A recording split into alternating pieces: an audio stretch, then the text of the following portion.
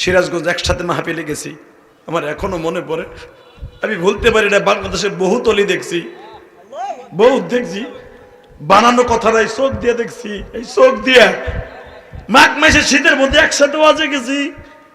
কুমিল্লা পিসা হুজুর তখন বেঁচে ছিল, ফজলুর রহমান সাহেব হুজুর, আমি ফজলুল করিম, আল্লাহর কুতুব, এই তিনজনে এক ভ্যানে বাবা 12 কিলো রাস্তা ভ্যানে আইছি।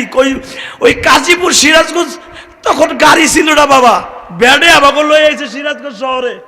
এক মাদ্রাসা, রেল স্টেশন মাদ্রাসা, আমাদেরকে ঘুমাইতে দিয়েছে। রাত যখন 2টা বাজছে, আমরা সবাই ঘুম দেই। আল্লাহর কুতুব নামাজে দাঁড়াই আমার আল্লাহর কাছে কাঁদতেছে। আমি কম্বলের ভিতর দিয়ে দেখি কান্দার আওয়াজ, কে কাঁদে রাত্রে? এই ফজলুল করিম আল্লাহর কুতুব কাঁদতেছে। আমি তখন সরমনের বিরোধী ছিলাম, আল্লাহর সাক্ষী রেখে বলি।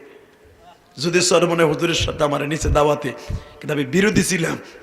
বাবা আল্লাহর কুতুবের এই কারামতে এই দৃশ্য দেখে আমি এই যে পাগল হইছি। শীতের মধ্যে আমি যুবক মানুষ, আমি বাইরে আইতে পারি না। আরে ঠান্ডা পানি দিয়ে ওযু কইরা কেমনে আল্লাহর কুতুব নামাজে খাড়া হয়ে গেছে।